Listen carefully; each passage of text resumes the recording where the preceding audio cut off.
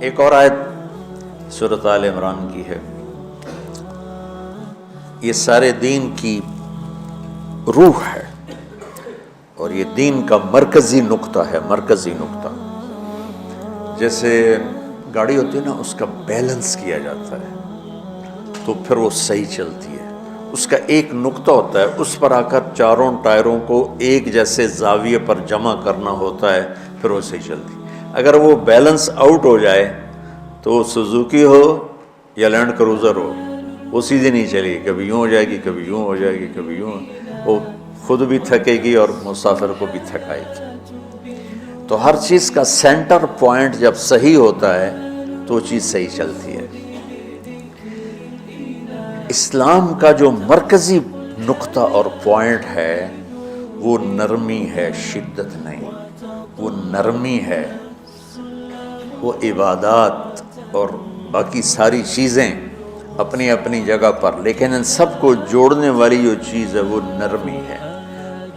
یہ میں نے کہاں سے لیا؟ میں ایک دفعہ جا رہا تھا پاناما، تو سورہ کہف کو دیکھ کے پڑھ رہا تھا، ویسے مجھے یاد ہے میں دیکھ کے پڑھ رہا تھا۔ تو جب میں وَلْيَتَلَطَّفْ پر پہنچا تو حاشیے میں لکھا تھا نصف القرآن۔ تو میں ایسی تھوڑی دیر سوچ میں پڑا کہ یہ اللہ تو قادر ہے، یہاں کوئی لفظ لا سکتے تھے اللہ تعالیٰ، یہ کیوں لائے وَلْيَتَلَطَّفْ؟ حد سے زیادہ نرمی کا معاملہ کرنا۔ وہ جو روٹی لینے میں گیا ترکی میں، ترسوس ایک جگہ ہے جہاں اردن والے بھی دعویٰ کرتے ہیں کہ یہاں تھے اصحاب کہف، میں نے وہ بھی دیکھا ہے، اور ترکی والے بھی کہتے ہیں میں نے وہ بھی دیکھا ہے۔ تو ترکی والا قرآن کی تعبیر سے زیادہ جوڑ کھاتا ہے، اردن والا جوڑ نہیں کھاتا ہے۔ اس کا وَلْيَتَلَطَّفْ، اے بھائی کوئی بھاؤ تاؤ کے چکر میں نہ پڑنا، بڑی نرمی سے، پیار محبت سے، روٹی لے کے آگے بھوک لگی، اور صیغہ مبالغے کا ہے، تلطف، تفاعل، مبالغہ اور تکلف۔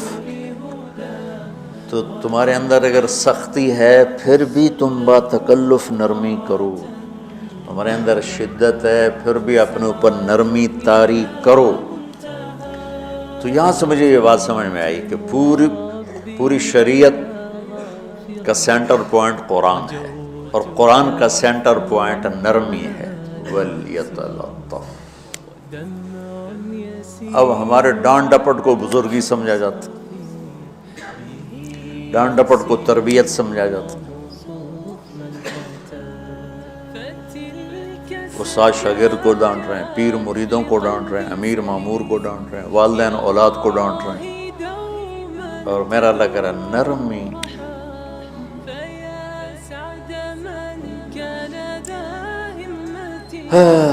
اب آیت سنو، یہ بات سمجھ میں آ گئی؟ اب آیت سنو، اللہ تعالیٰ فرما رہا ہے اپنے محبوب سے، فَبِمَا رَحْمَةٍ مِّنَ اللَّهِ لِنْتَ لَهُمْ وَلَوْ كُنْتَ فَظًّا غَلِيظَ الْقَلْبِ لَانفَضُّوا مِنْ حَوْلِكَ فَاعْفُ عَنْهُمْ وَاسْتَغْفِرْ لَهُمْ وَشَاوِرْهُمْ فِي الْأَمْرِ فَإِذَا عَزَمْتَ فَتَوَكَّلْ عَلَى اللَّهِ إِنَّ اللَّهَ يُحِبُّ الْمُتَوَكِّلِينَ۔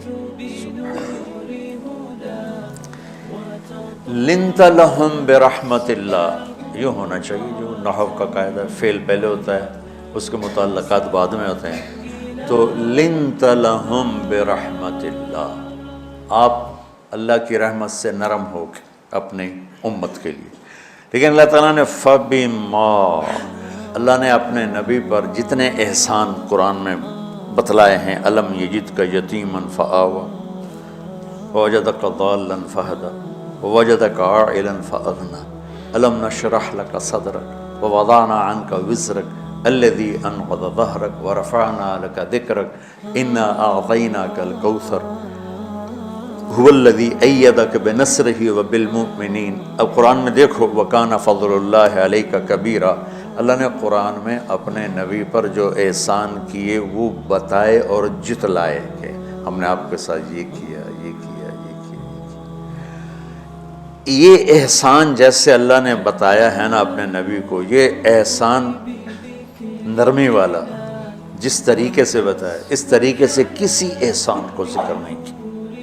فَبِمَا، میرے ہاتھوں کو دیکھو، ہم جب کہتے ہیں بہت بڑا، اس سے آگے تو ہمارے ہاتھ نہیں جاتے نا۔ تو میرا ایک بھتیجا تھا تو دیر سے بولا، جب وہ گاڑی پہ ہوتا تو ہم کہتے کس چیز پر آئے ہو، تو وہ یوں یوں کرتا، اور جب وہ بس پہ آتا تو کہتا ایسے ایسے کرتا، ایسے ایسے، کہ بھئی بس بڑی ہوتی ہے نا تو اس کا یوں اشارہ کرتا، اور گاڑی چھوٹی تو اس کا یوں اشارہ کرتا۔ تو فَبِمَا، یہ جو فَبِمَا رحمہ ہے نا، یہ زمین آسمان سے بھی باہر نکل گیا ہے، اور مشرق و مغرب سے پار ہو گیا، شمال جنوب سے پار ہو گیا، فوق تحت سے پار ہو گیا ہے۔ اللہ تعالیٰ فرما رہے ہیں میرے محبوب، میری اتنی بڑی رحمت آپ پر آئی جس کو آپ کے رب کے سوا کوئی نہیں جانتا، اور پھر آپ نرم ہو گئے، نرم ہو گئے۔ ان اللہ لا یعطی علی الرفق ما لا یعطی علی العنف، اللہ جو نرمی پہ دیتا ہے وہ سختی پہ نہیں دیتا۔ لو کان الرفق خلقا لما رأى الناس خلقا احسن منہ، نرمی کی کوئی شکل ہوتی تو اس سے حسین کائنات میں کوئی شکل نہ ہوتی، جنت کی حور سے بھی اعلیٰ شکل ہوتی۔ وَلَوْ كَانَ الْعُنْفُ خَلْقًا لَمَا رَأَى النَّاسُ خَلْقًا أَبْغَضَ مِنْهُ، اور اگر بد اخلاقی کی، سخت مزاجی کی کوئی شکل ہوتی تو شیطان سے بھی زیادہ خوفناک ہوتی۔ امام اسماعیل رحمۃ اللہ علیہ بڑے علامہ گزرے ہیں اور قرآن کی بڑی خدمت کی ہے لغت کے لحاظ سے، تھے انتہائی بدصورت، کوڑا سیاہ اور حبشی ٹائپ۔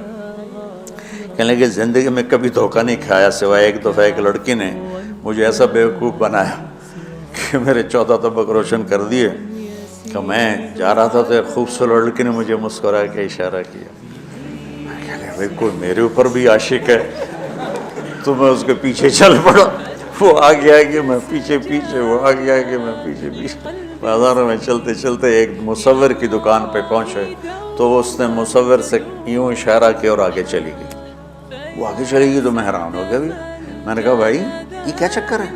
کہا جی یہ بچی کل میرے پاس آئی تھی کہ مجھے شیطان کی فوٹو بنا کے دو۔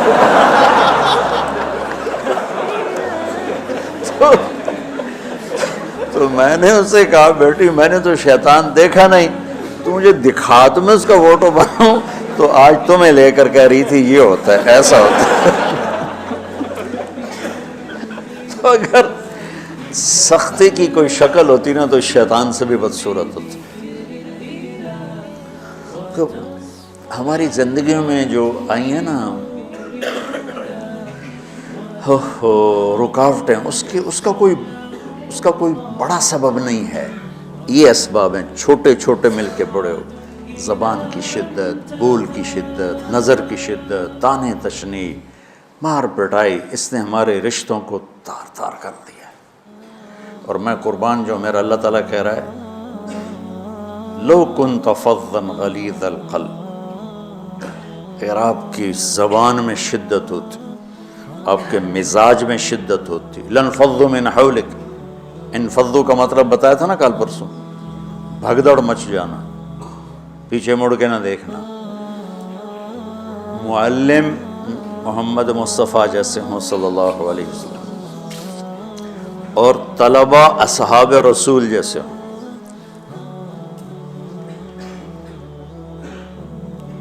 محمد الرسول اللہ، سورہ فتح اللہ نے یوں ایک آیت، محمد الرسول اللہ والذین معہ،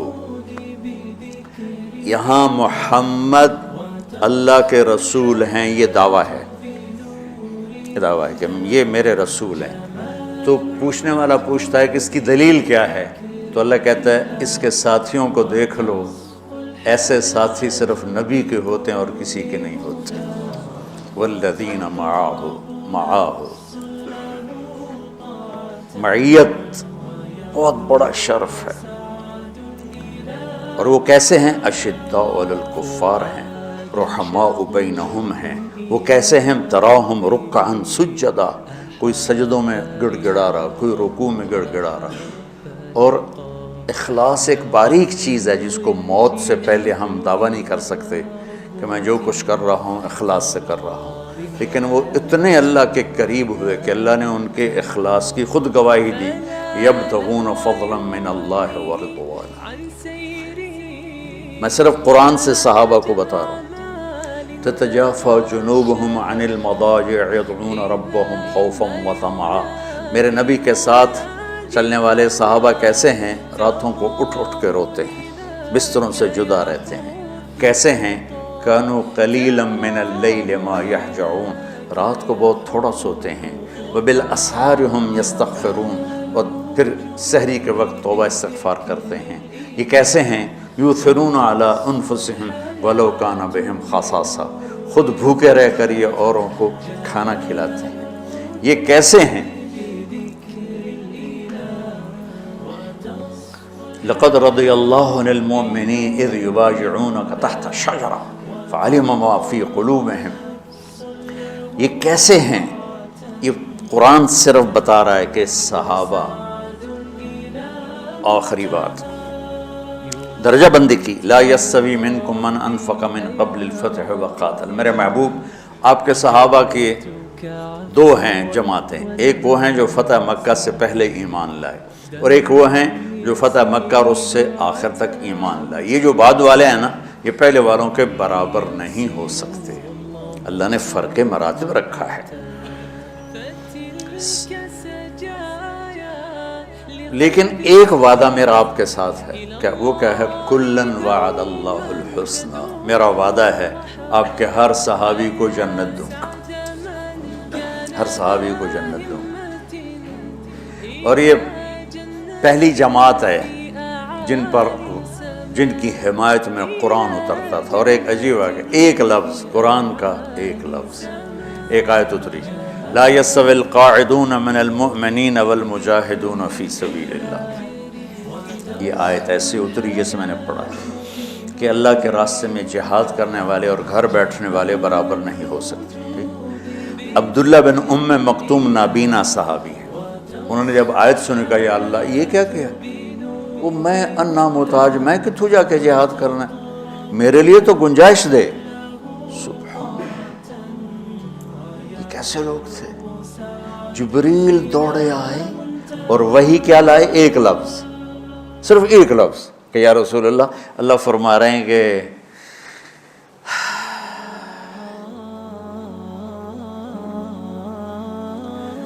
کیا ہے؟ عبس وتولی اذ جاءہ الاعمى، کا میرے بندے کی فریاد میرے پاس پہنچ چکی ہے، لہٰذا اب اس آیت کو یوں پڑھا جائے، لا یستوی القاعدون من المؤمنین غیر اولی الضرر والمجاہدون فی سبیل اللہ، کہ جو معذور ہیں ان کے علاوہ جو صحت مند ٹھیک ٹھاک ہیں وہ اور جو میرے راہ میں ہیں برابر نہیں ہو سکتے۔ تو عبداللہ بن ام مکتوم کی فریاد پر قرآن کا ایک لفظ ہے، اور خولہ کی فریاد پر آیات بارش کے قطروں کی طرح، قد سمع اللہ قول التی تجادلک فی زوجہا وتشتکی الی اللہ واللہ یسمع تحاورکما ان اللہ سمیع بصیر الذین یظاہرون منکم من نسائہم ما ہن امہاتہم ان امہاتہم الا اللہ ولدنہم وانہم لیقولون منکرا من القول وزورا۔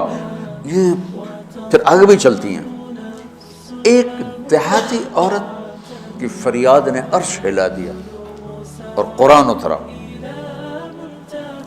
یہ لوگ تھوڑا اور سنا دو تاکہ آپ کو خولہ کا پتہ چلے، خولہ کیا چیز ہے۔ انصاری عورت ہے، ہاں محلے کی ایک عورت ہے، خامن نے غصے میں طلاق دے دی، طلاق تھی زہار، تو میرے لیے میری ماں کی طرح ہے۔ اس طلاق کے بعد رجوع ہو ہی نہیں سکتا۔ 3 طلاق میں تو رجوع ہو جاتا نا، کہ کسی اور جگہ شادی ہو جائے، وہاں سے طلاق ہو جائے، واپسی ہو، لیکن اس میں رجوع ایسا ہی ہے شیخ، ایسا ہی ہے۔ اس میں دوبارہ اگر اس کی شادی ہو جائے اور پھر وہاں سے وہ فارغ ہو کر اس سے شادی نہیں ہو سکتی، یہ اس زمانے کا رواج تھا۔ اب یہ ان کی عمر گزر گئی تھی، جو بھاگی بھاگی اللہ کے نبی کے پاس ہے، یا رسول اللہ میرے خامن اوس بن مالک نے زہار کر دیا، اوس بن صامت نے مجھ سے زہر کر دیا، تو کیا فتویٰ ہے؟ آپ نے کہا حرمتی علیہ، بیٹی تو حرام ہو گئی۔ بولیں گے یا رسول اللہ اکل مالی وافنا شبابی، جوانی میری ڈھل گئی، مال میرا کھا گیا وہ، تو میں کہاں جا کے بیٹھوں، ماں باپ میرے نہیں ہیں۔ آپ نے کہا حرمتی علیہ، تو اس پہ حرام ہو گئی۔ پھر اس نے کہا یا رسول اللہ میرا کیا بنے گا؟ تو آپ چپ ہو گئے کہ جب وہ مانتی نہیں تو کیا کرو، آپ چپ ہو گئے۔ حضرت عائشہ رضی اللہ عنہ آپ کو کنگھی کر رہی تھی، جب اس نے دیکھا اللہ کے نبی نے جواب دینا چھوڑ دیا ہے کہ چلے ٹھیک ہے میں اپنے رب سے بات کرتی ہوں، اس نے وہیں بیٹھے بیٹھے ہاتھ اٹھایا، اے اللہ ان لی من حسبیۃ صغار، اے میرے رب میرے چھوٹے چھوٹے بچے، ان ضممتہم الی فجعوا وان ضممتم الیہ فضاعوا، میرے رب میرے چھوٹے چھوٹے بچے، عمر میری ڈھل گئی، میری دوسری شادی نہیں ہو سکتی، ان بچوں کو میں اپنے پاس رکھوں تو ان کو روٹی کہاں سے کھلاؤں، یہ بھوکے مریں گے، خامند کے پاس چھوڑ کے چلے جاؤں تو وہ بھی کمزور ہو چکا ہے، یہ ان کی تربیت کون کرے گا، یہ تو برباد ہو جائیں گے۔ اب اس کی دعا سنو، یا اللہ اپنے نبی کی زبان پر میرے حق میں فیصلہ دے۔ یہ نہیں کہا کہ تو اپنی شریعت کا فیصلہ سنا، کہ اللہ میرے حق میں دینا ہے فیصلہ۔ اور اللہ تعالیٰ کا قرآن آ گیا، ہاں خولا ہم نے اپنے رحمت کے طفیل تیرے حق میں فیصلہ دے دیا۔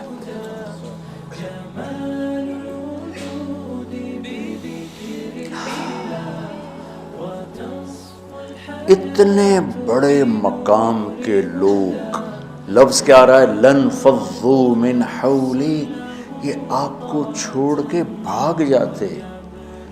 سختی اتنی بڑی بلا ہے کہ اتنے دھرتی نے کسی نبی کے ایسے ساتھی نہ دیکھے نہ دیکھے گی، اور ایسے عظیم انسان دنیا میں نہ آئیں گے انبیاء کے بعد، عظیم ترین انسانوں کا ٹولہ، لیکن وہ بشر تھے، ان سے خطائیں ہوئیں، ان سے گناہ ہوئے، پر اللہ نے کہا جاؤ ہم نے معاف کر دیا، کلا وعد اللہ الحسنى، جاؤ سب کے لیے جنت ہے۔ تو میرا اللہ کہہ رہا ہے میرے محبوب، اور اب تھوڑے سے احادیث سے سن لو۔ آپ نے کہا ابو بکر جنتی، عمر جنتی، عثمان جنتی، علی جنتی، طلحہ جنتی، زبیر جنتی، سعد بن ابی وقاص جنتی، عبد الرحمن بن عوف جنتی، ابو عبیدہ بن جراح جنتی، سعید بن زید جنتی، بلال جب جنت میں جاتا ہوں تیرے پاؤں کی آہٹ اپنے آگے آگے سنتا ہوں۔ جس نے جنتی عورت کو دیکھنا ہو ام رومان کو دیکھ لیں، بڑے بڑا مناقب صحابہ اٹھا کے دیکھو۔ میرا ایک امتی آئے گا جنت کے دروازوں پر تو 8 دروازے کھل کے کہیں گے مرحبا ادھر آ جائیں، ادھر ادھر۔ سلمان فارسی ایسے ہوئے، یا رسول اللہ کون ہے یہ؟ تو آپ نے کہا یہ بیٹھا ہے ابو بکر، اس کو جنت کے 8 دروازے پکاریں گے۔ عمر ایک محل دیکھا بہت عالیشان، میں سمجھا میرا ہے، جب جانے لگا تو فرشتے نے کہا آپ کے غلام عمر بن خطاب کا ہے۔ عثمان جنت میں ہر نبی کا رفیق ہے، میرا رفیق تو ہے۔ پھر حضرت علی کا ہاتھ پکڑ کے کرتے کرتے کرتے یہاں لگا لیا، علی تو بھی خوش ہو جا، جنت میں تیرا گھر میرے گھر کے سامنے ہے۔ طلحہ زبیر، ہر جنتی کا ایک خادم، میرے 2 خادم طلحہ اور زبیر۔ تو اس ایک لائن لگی پڑی ہے، اور میرا اللہ کہہ رہا ہے میرے محبوب اگر آپ کے مزاج میں شدت ہوتی تو ایسے عظیم الشان لوگ آپ کو چھوڑ کے بھاگ جاتے۔ بچو کیا کرو، سنا سنا کے بھی تھک گیا ہوں۔ ایک بلبل ہے کہ ہے محو ترنم اب تک، اس کے سینے میں ہے نغموں کا تلاطم اب تک، قید موسم سے طبیعت رہی آزاد اس کی، کاش گلشن میں کوئی سمجھے فریاد اس کی۔ میں تو پچھلے 20 سال سے فریاد کر رہا ہوں، او بھائیو نرمی اختیار کرو، محبتیں اختیار کرو، نفرت ہو، اختلاف کرو، نفرت تو نہ کرو۔ بیوی سے اختلاف ہو گیا ہے تو نفرت تو نہ کرو، بیوی کو خامن سے ہو گیا نفرت تو نہ کرو، بہن بھائیوں میں ہو جاتی اونچ نہیں، نفرت ہے تو نہ کرو، سلام دعا ختم۔ تو آپ فارغ ہونے والے ہو، یہ اسباق یاد رکھو گے تو آپ ہی کو فائدہ ہوگا انشاءاللہ. پھر جہاں جاؤ گے گلاب کے پھول کی طرح مہکو گے. چمن میں بہت سے پھول ہوتے ہیں، لیکن جہاں گلاب کھلا ہوتا ہے سب کی نظر وہیں جا کر ٹکتی. تو اگر آپ نے میں نے یہ اخلاق بنا لی، یہ نرمی اپنے اندر پیدا کر لی، تو اللہ کی قسم گلاب کے پھول کی طرح مہکو گے بھی، اور پرکشش بھی ہوگی، جاذبیت بھی ہوگی. شکلوں کی کشش چند دنوں کے بعد ختم ہو جاتی، اخلاق کی کشش موت تک باقی رہتی. جیسے روٹی کی طلب موت تک ختم نہیں ہوتی. باقی چیزیں آدمی کہتا ہے یار گوشت بڑا کھا لیا، دال بناؤ، بھنڈی کھا لی اب توری بناؤ، لیکن روٹی ایسی ہے اسے کوئی کسی دن جاتا روز ہی روٹی روز ہی روٹی، تو اس طرح اندر رچ پچ گئی. ایسے اچھے اخلاق روٹی کی طرح ہیں جن کی طلب کبھی ختم نہیں ہوتی. تو ہمارے علمی حلقے ہوں، دیندار حلقے ہوں، ان سب میں شدت پائی جاتی، ہر درجے کی شدت. تم بیچ میں ایک موم بن کے جاؤ، لوہا بن کے نہ جاؤ، موم بن کے جاؤ. سارے رشتوں کی تلخیوں کو اپنے پی جا، ایام کی تلخی کو بھی ہنس کے ناصر، غم کے سہنے میں بھی قدرت نے مزہ رکھا ہے. تلخیوں کو پینا سیکھو، زبان کو بند کرنا سیکھو، اور پھر مسکرانا سیکھو، اور نرمی کا سلوک سیکھو جو میرے نبی کی سب سے عالی شان صفت فَبِمَا رَحْمَةٍ مِّنَ اللَّهِ.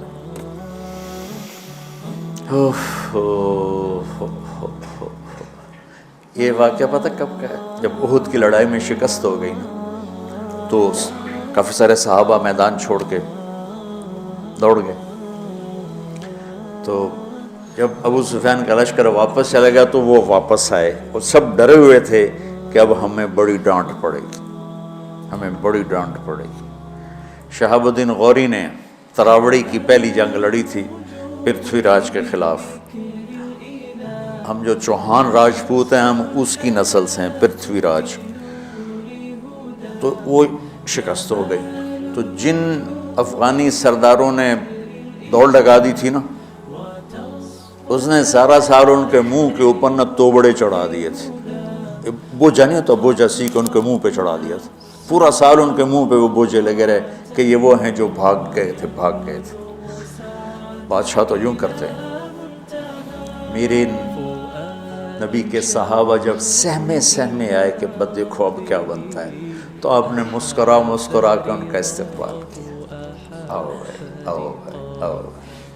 اس پر میرے اللہ نے یہ کہا، واہ میرے محبوب، یہ آپ کے رب کا آپ پہ احسان ہے کہ آپ نرم ہو گئے، ورنہ ایسے موقعوں پہ تو ڈانٹ ڈپٹ ہوتی، سوڑوا دیا جاتا.